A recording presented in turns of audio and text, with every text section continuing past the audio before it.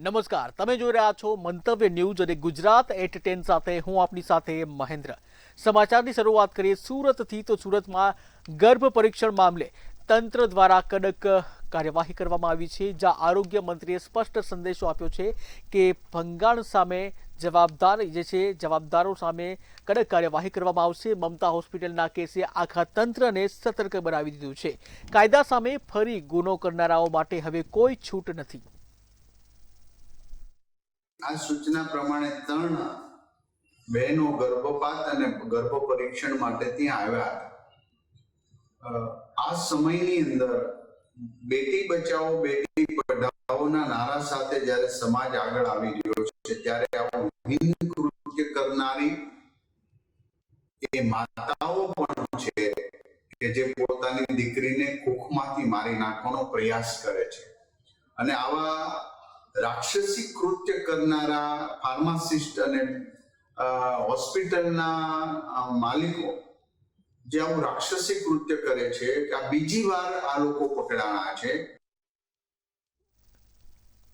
તો મહારાષ્ટ્રમાં bird ફ્લૂના alert વચ્ચે ગુજરાત સતર્ક બન્યું છે, ત્યારે સીમા વિસ્તાર પર સઘન ચેકિંગથી સુરક્ષા માટે કડક વ્યવસ્થા કરવામાં આવી છે, જ્યાં રાજ્યમાં એક પણ કેસ ન હોવા છતાં સરકાર સતત નજર રાખી રહી છે। ત્યારે જાગૃતિ અને સાવચેતીથી ગુજરાતે જોખમ સામે મજબૂત પગલાં લીધા છે। નંદુબારના જિલ્લામાં બર્ડ ફ્લૂનો કેસ સાબિત થયો છે, પણ ગુજરાતમાં આપણે એક પણ કેસ નથી। કોઈ ગભરાવાની જરૂર નથી, કોઈ પણ અફવાઓથી કરવાની જરૂર નથી। આપણી આખી ટીમ એ બોર્ડર પર આરોગ્યની કામગીરી કરી રહી છે। સરાઉન્ડિંગ 10 કિલોમીટર એરિયાની અંદર H5N1 ક્યાંય પણ ન થાય એ હેતુથી પોલ્ટ્રી ફાર્મની અંદર પણ તપાસ કરવામાં આવી છે અને એના નમૂના લેવામાં આવ્યા છે। અને જે બોર્ડર છે ત્યાં અત્યારે ખાદ્ય સામગ્રી કે જે આ પેલું હોય ઈંડા વગેરે એનું સંપૂર્ણપણે પ્રતિબંધિત છે અને આનાથી ગભરાવાની જરૂર નથી। પણ આરોગ્યની ટીમ અને પશુપાલનની ટીમ બંને ત્યાં સંયુક્ત રીતે કામગીરી કરી રહી છે અને જેનો રિપોર્ટિંગ અમે મેળવી રહ્યા છીએ। રાજકોટના ઇન્દ્રા સર્કલ પાસેની એક રેસ્ટોરન્ટમાં દૂધ અને પનીરના નમૂનાઓ ફેલ થતા ચકચાર મચી ગઈ, જ્યાં સંચાલકે શરૂઆતમાં ગોળમટોળ જવાબ આપ્યો હતો, પરંતુ અંતે પોતાની ભૂલ સ્વીકારી હતી। તેમણે ભવિષ્યમાં એનાલોગ પનીરનો ઉપયોગ ન કરવાનું વચન આપ્યું હતું। રાજકોટ મહાનગરપાલિકાની ફૂડ શાખા દ્વારા એક જે નમૂના છે તે લેવામાં આવ્યા હતા। ખાસ તો દૂધ અને દૂધની બનાવટના જે નમૂના છે તે લેવામાં આવ્યા હતા। પનીર સહિતના જે આરોગ્યની જે વસ્તુઓ હોય છે તેની જે નમૂના છે તે લેવામાં આવ્યો હતો અને તે નમૂના છે તે સબ સ્ટેન્ડર્ડ છે તે જાહેર થયા છે। ઇન્દ્રા સર્કલ પાસેની આ જે દુકાન છે તેમના દ્રશ્યો છે તે આપણે દેખાડવા માગીશ। તેમના જે પનીરના જે નમૂના છે તે ફેલ થયા હતા। હવે એજ્યુકેશન જે કાર્યવાહી છે તે કરવામાં આવશે અને આ સાથે કહી શકાય કે જે પ્રેમ વાટિકા રેસ્ટોરન્ટ છે તેમના પણ જે નમૂના છે તે ફેલ છે તે થયા હતા। ચોક્કસથી અનેક આવી જગ્યા એટલે કે આવી એક 3 જેવી જગ્યા છે કે જ્યાંની જે પનીરના જે નમૂના છે તે ફેલ થયા હતા। આપણી સાથે રેસ્ટોરન્ટના સંચાલક છે, એમની સાથે જ વાત કરીશું। શું નામ છે તમારું? વિજયભાઈ પરિયાર।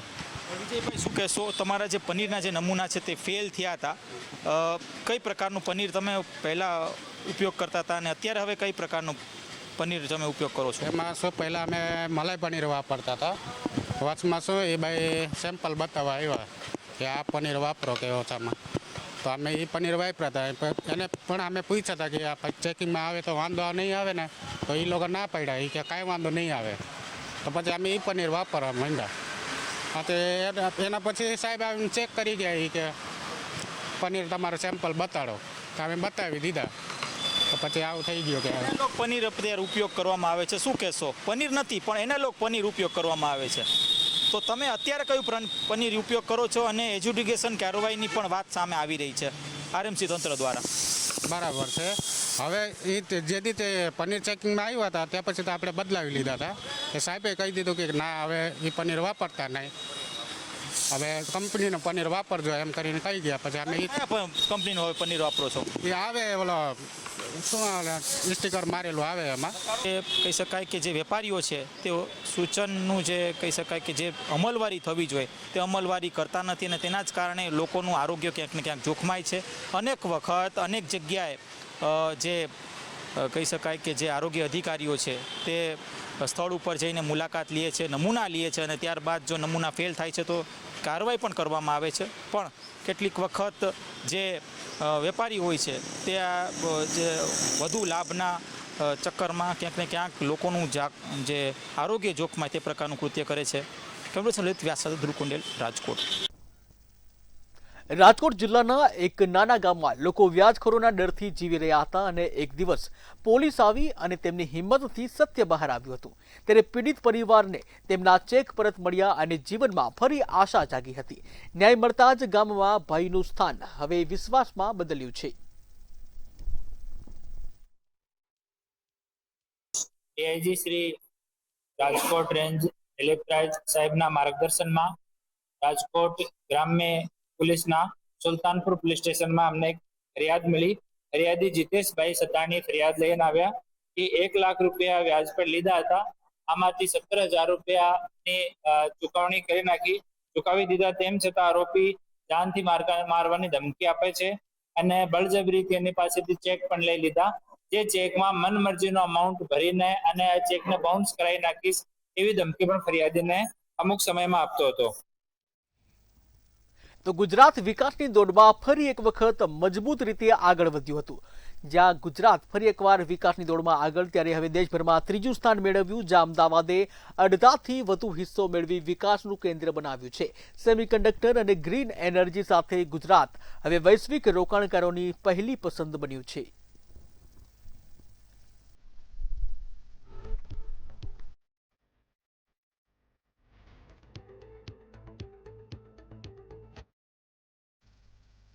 ખાનપુર વિસ્તારમાં પોલીસ કર્મી સાથે જોડાયેલી હિંસાની ઘટનાએ ચકચાર મચાવી હતી. રૂમ ન મળવાના મુદ્દે થયેલા વિવાદે ઉગ્ર સ્વરૂપ ધારણ કર્યું હતું અને કર્મચારી સાથે મારામારી સુધીની ઘટના બની હતી. ત્યારે ઘટના અંગેના સીસીટીવી સામે આવ્યા છે અને ત્યારબાદ કાર્યવાહી અંગે હવે પ્રશ્નો ઊભા થયા છે. રાત્રે એક ભાઈ આવ્યા હતા સમાજમાં ને મને માર્યો હતો.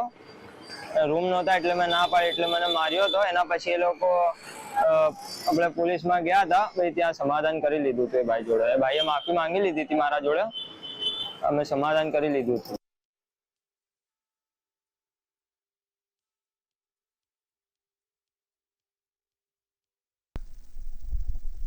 તો ઓઢવ વિસ્તારમાં એક 21 વર્ષીય યુવકના આપઘાતની ઘટના સામે આવી. જ્યાં વિડીયો કોલ દરમિયાન માનસિક ત્રાસ અને ધમકીઓના આરોપ બાદ તેણે કેનાલમાં કૂદી અને પોતાનું જીવનનો અંત લાવ્યો હતો. ત્યારે ઘટના અંગેના વિડીયો અને વિગતો સામે આવ્યા બાદ પોલીસ તપાસ શરૂ કરવામાં આવી છે.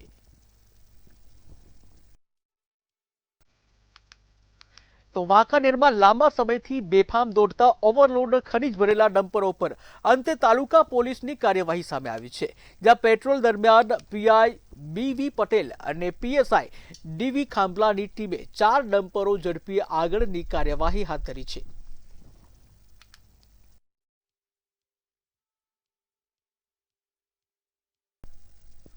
તો વડોદરા જિલ્લાના સાવલી તાલુકાના બજાર સમિતિ માટે ગોડાઉન નિર્માણ માટે ₹57 લાખની મંજૂરી મળતા વિકાસને વેગ મળ્યો છે.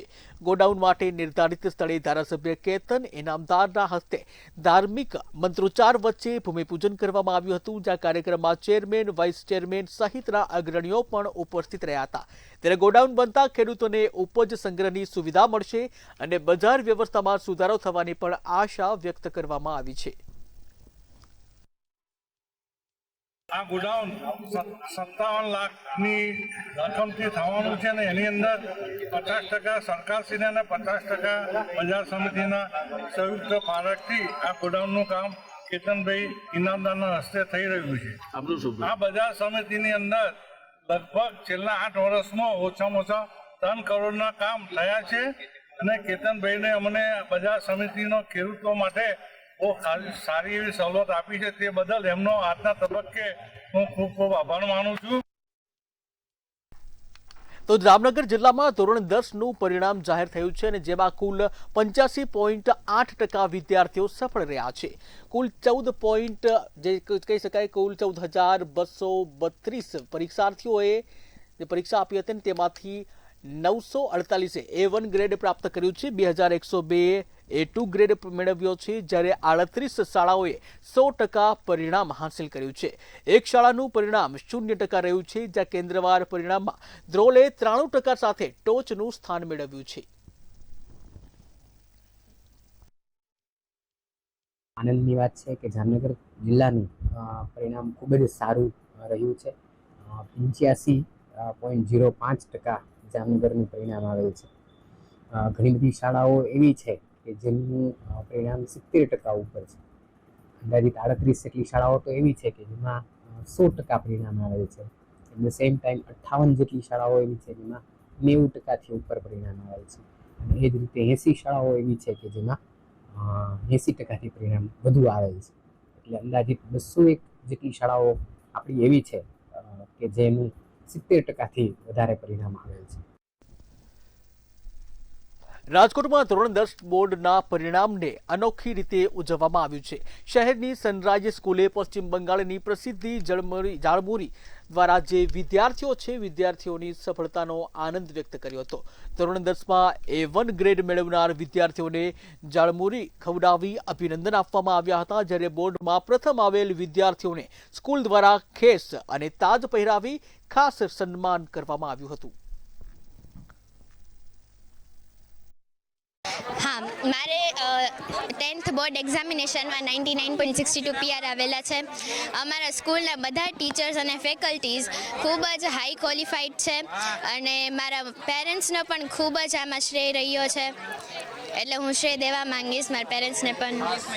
કારણ કે આ ઝાલમુડીની જે પ્રેરણા છે એ મોદી સાહેબથી મળી છે અને બંગાળની અંદર એક નાના વેપારીને જઈને ઝાલમુડી ખાઈ અને મોદી સાહેબે જેમ બંગાળ કબજે કર્યું એવી જ રીતે મારા વિદ્યાર્થીઓ અને મારા સનરાઈઝ સ્કૂલનો પરિવાર આખા રાજકોટને કબજે કરશે ને આવનારા દિવસોમાં જેમ 10 વર્ષથી 100% પરિણામ આવે છે એમ 100% પરિણામ આવતું રહેશે.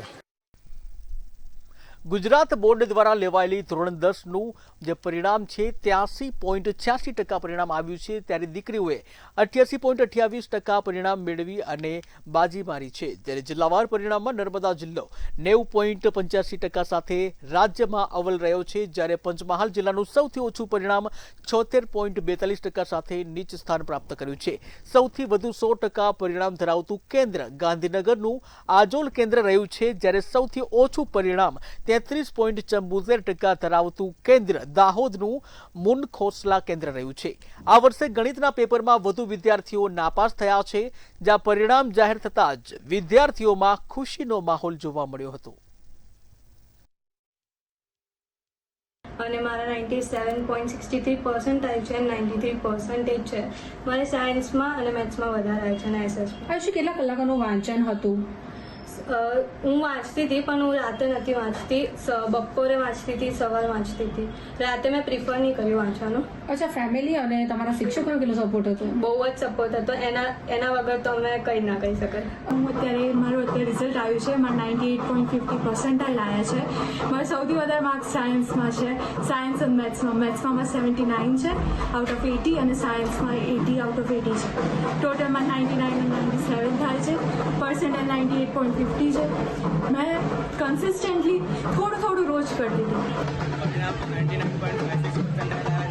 અને ફેમિલી સપોર્ટ હતું, બાકી તો એકમાં વિષયમાં ડર ન લાગતું, કારણ કે સંસ્થાની મહેનત એવી હતી કે મને એકમાં વિષયમાં એના ડર નથી લાગ્યો. કયા વિષયમાં સૌથી વધારે ડર લાગતો હતો? ના, એકમાં વિષયમાં ડર નહીં લાગતો. મારું નામ કિશન સુરેશભાઈ પટેલ છે અને મારો સન કંસારા 10મા ધોરણમાં હતો.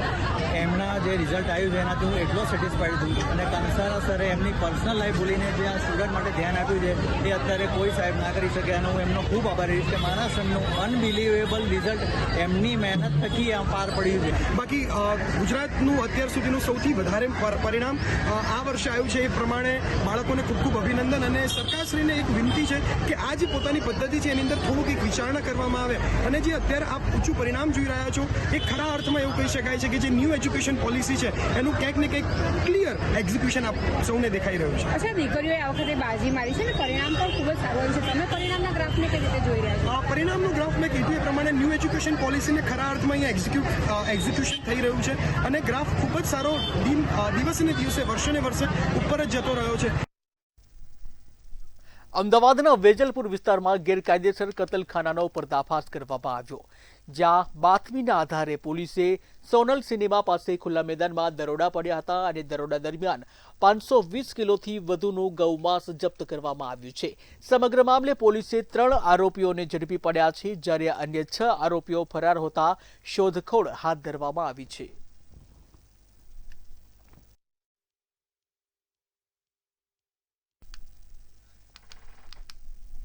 અમદાવાદના ધામંતવાડમાં ઓઇલ કંપનીની દાદાગીરી સામે ખેડૂતોએ વિરોધ નોંધાવ્યો છે.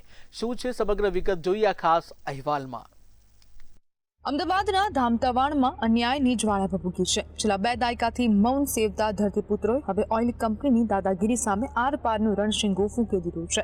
આ લડાઈ માત્ર જમીનની નથી, પણ ખેડૂતોના અસ્તિત્વ અને સ્વાભિમાનની છે. ઓએનજીસીની પેટા કંપની એન્ટલોપ્સ સેલાન સામે ખેડૂતોનો ઉગ્ર રોષ હવે 7મા આસમાને પહોંચ્યો છે. આક્ષેપ છે કે વર્ષ 2005થી કંપનીએ લીઝના કરાર રિન્યુ કરવાની તસદી સુદ્ધા લીધી નથી. કાયદાના લીરેલીરા ઉડાડીને કંપની 20 વર્ષથી ખેડૂતોની કિંમતી જમીન પર કાયદેસર કબજો જમાવીને બેઠી છે. 2025માં સેલન કંપની ખબર નહીં હવે વેચાઈ ગઈ કે શું થયું, અને નવી કંપની એન્ટોલોપસ કરીને આવી ગઈ અને અમારી જોડે કોઈ પણ જાતના એવા લીગલ ડોક્યુમેન્ટ અમને પ્રોવાઈડ નહીં કરતું કે ભાઈ તમારી જગ્યા સેલનમાં હતી કે એન્ટીલોપસમાં છે. બસ એના માટે આજે અમે ભેગા થયા છીએ બધા. નોકરી પહેલા રાખેલા હતા, પણ પછી પહેલા કંપનીની વાત થઈ અને પછી કોન્ટ્રાક્ટમાં રાખ્યા અને પછી 60 વર્ષની જોબ સિક્યુરિટી છતાં 2 જણને કાઢી બી નાખ્યા નોકરીમાંથી. કારણ તો હજી એ લોકો કંઈ કહેતા નહીં, પણ કોઈ ઇન્ક્વાયરી નહીં, કશું નહીં, ટર્મિનેશન લેટર આપી દીધા 2 જણના. શરતોનો સરેઆમ ભંગ કરીને કંપનીએ તમામ હદો વટાવી દીધી છે. ખેડૂતોનો સૌથી ગંભીર આરોપ છે કે જે જમીન પર કંપની ચાલે છે તે જ જમીનના માલિકોને નોકરીમાંથી દૂધમાં પડેલી માખીની જેમ કાઢી નાખવામાં આવ્યા. જમીન પણ અમારી અને અન્યાય પણ અમને જ. આ સવાલ સાથે આજે ધામતવાડના ખેડૂતોએ કંપની સામે મોરચો માંડ્યો છે. ખેડૂતો હવે એક જ માંગ પર અડગ છે. 33 જેટલી જગ્યાઓ પરથી કંપની તાત્કાલિક પોતાનું અડ્ડું ખાલી કરે અને જમીન મૂળ માલિકોને પરત સોંપે. જેટલું ભાડું છે એના કરતાં તો ખેતીમાં ફાયદો થાય. આ લોકો ખાલી કરવાનું કહીએ તો ના પાડે છે, તો કેન્દ્ર સરકારનો ઓર્ડર નથી અમારી પાસે. કેન્દ્ર સરકારથી ઓર્ડર લઈ આવો, મંત્રીથી ઓર્ડર લઈ આવો એવું કહે છે. ખેડૂતોએ સ્પષ્ટ ચીમકી આપી છે કે હવે વાતચીતનો સમય પૂરો થઈ ગયો છે. હવે સંઘર્ષનો સમય છે. જો કંપની પોતાની જો હુકમી બંધ નહીં કરે તો આંદોલન મોટું થશે. 20 વર્ષનો અન્યાય હવે સહન કરવાની ખેડૂતોની ક્ષમતા ખૂટી પડી છે. શું વહીવટી તંત્ર આ આક્રોશને જોઈ શકશે કે પછી કોર્પોરેટ કંપનીના દબાણ હેઠળ ખેડૂતોનો અવાજ દબાવી દેવામાં આવશે? ધામતવાડના ખેડૂતો હવે મરણિયા બન્યા છે અને ન્યાય ન મળે ત્યાં સુધી પીછેહટ કરવા તૈયાર નથી. આમાં કોઈ પણ જાતના એમના સહી સિક્કા નથી અને કોઈ પણ જાતનું સરકારી કાગળમાં કોઈ અમને કોઈ એવું ઓથોરાઇઝ પર્સનના સહી સિક્કા નહીં આપ્યા અને ડાયરેક્ટ અમારી જગ્યા હું તો કહીશ એમણે 50 જ પાડી છે. કંપનીએ જે પ્રમાણે ખેડૂતો સાથે ખાસ કરીને જે છેતરપિંડી કરી હોય તેવું સામે આવી રહ્યું છે. જે પ્રમાણે સહી સિક્કા થવા જોઈએ સહી સિક્કા કરવામાં આવી નથી, માપણી થઈ નથી અને જૂની જે શરતો હતી શરતોનો ક્યાંક ને ક્યાંક ભંગ થઈ રહ્યો છે. 33 વેલના જે ખેડૂતો એટલે કે 33 જે ખેડૂતો છે તેની જમીનો છે તેને ભાડા કરાર જે ભાડા થયા છે તેમાં પણ ક્યાંક ને ક્યાંક હજી લોચા હોય તેવું લાગી રહ્યું છે. ખેડૂતોની માંગ છે કે આ વેલ છે તે ખાલી કરાવી દેવામાં આવે અને પોતાની જમીન જે ફળદ્રુપ જમીન હતી તે પરત આપી દેવામાં આવે. કેમેરામેન રાજકુમાર મહેતા સાથે મીર દુધરેજા, મંતવ્ય ન્યૂઝ, અમદાવાદ.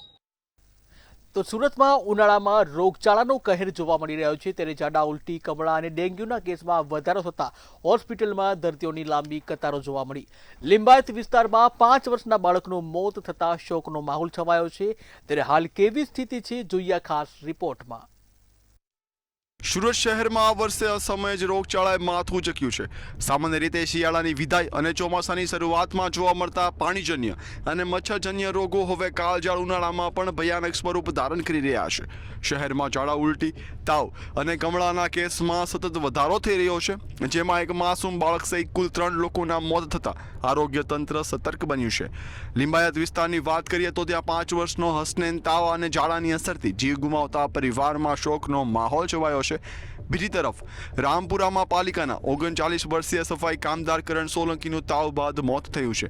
તેમજ વેડ રોડ વિસ્તારમાં કમળાની ઝપેટમાં આવતા 36 વર્ષીય અરુણ મોરેનું પણ સારવાર દરમિયાન અવસાન થયું છે. સતર્ક થયેલા મોતના બનાવોને કારણે લોકોમાં ભય ફેલાયો છે. સુરતની સિવિલ અને સ્મીમેર હોસ્પિટલમાં દર્દીઓની સંખ્યા વધતા ઓપીડી બહાર લાંબી લાઈનો જોવા મળી રહી છે. માત્ર એપ્રિલ મહિનાના જ કમળા, ટાઇફોઇડ અને ડેન્ગ્યુ, મલેરિયા અને તાવના સેંકડો કેસ નોંધાયા છે, જે ચિંતાજનક સ્થિતિ દર્શાવે છે. તબીબીઓએ નાગરિકોને ખાસ સાવચેતી રાખવા અપીલ કરી છે. ઉકાળેલું પાણી પીવું, સ્વચ્છ ખોરાક લેવો અને તાવ કે ઝાડાના લક્ષણો જણાય તો તાત્કાલિક તબીબી સારવાર લેવી જરૂરી છે. સમયસર સારવાર જ જીવ બચાવી શકે છે, નહીં તો પરિસ્થિતિ વધુ ગંભીર બની શકે છે. બ્યુરો રિપોર્ટ, મંતવ્ય ન્યૂઝ. અમદાવાદમાં એસઓજી ક્રાઇમને જે મોટી સફળતા મળી છે, ત્યારે ડુપ્લિકેટ ઇલેક્ટ્રિક વાયર બનાવતી ગેરકાયદેસર પ્રવૃત્તિઓનો પર્દાફાશ કરવામાં આવ્યો છે. આરઆર કેબલ, પોલી કેબલ અને ડી-લિંક જેવી જાણીતી કંપનીઓના નકલી માલ સાથે એક આરોપીને ઝડપી પાડવામાં આવ્યો છે. પોલીસે પ્રિન્ટેડ બોક્સ, સ્ટીકર, પેકિંગ સામગ્રી અને નેટવર્ક કેબલ સહિત કુલ 16.56 લાખનો મુદ્દામાલ કબજે કર્યો છે.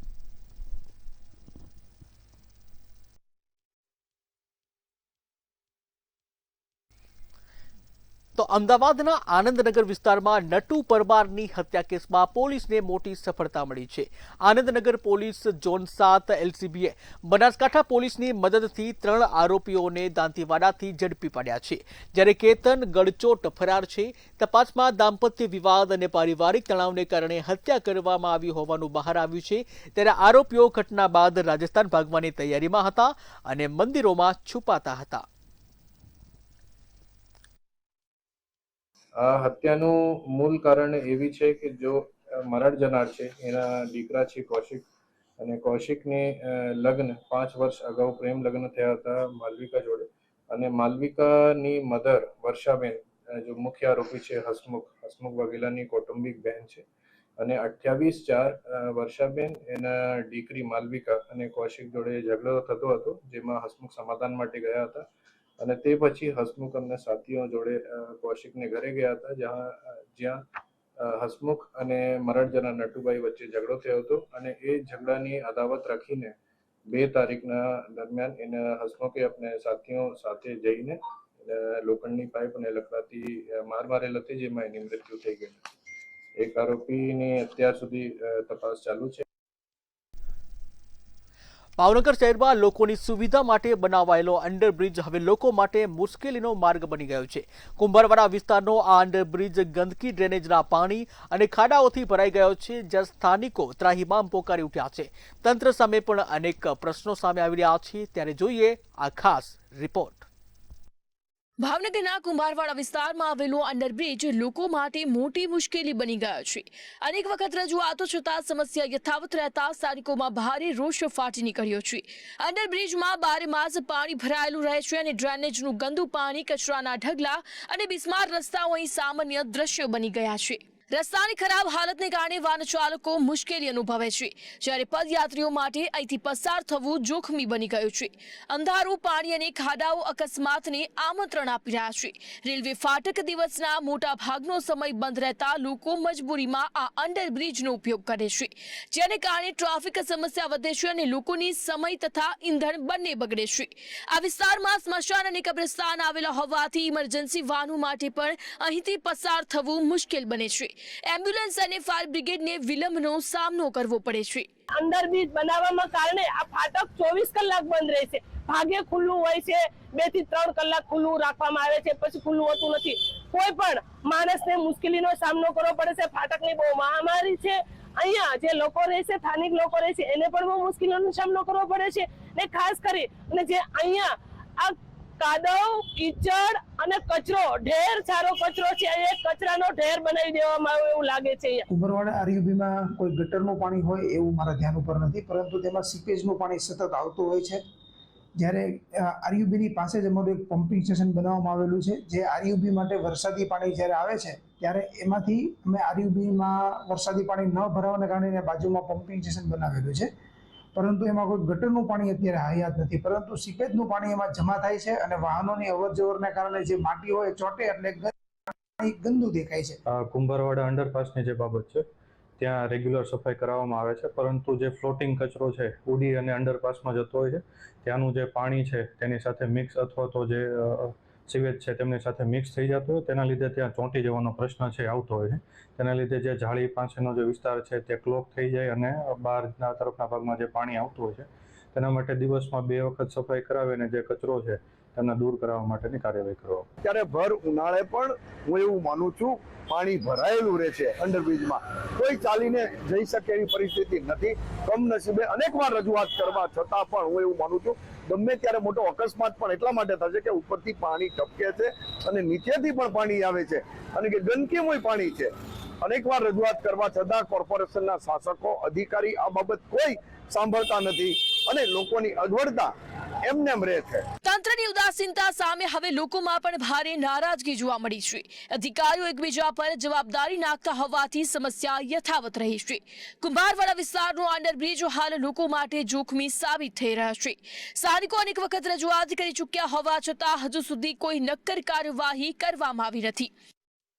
જોવાનું રહ્યું કે તંત્ર સમયસર જાગે છે કે પછી કોઈ મોટી દુર્ઘટના પછી જ કાર્યવાહી કરશે. હિરેન માંડલિયા, મંતવ્ય ન્યૂઝ, ભાવનગર.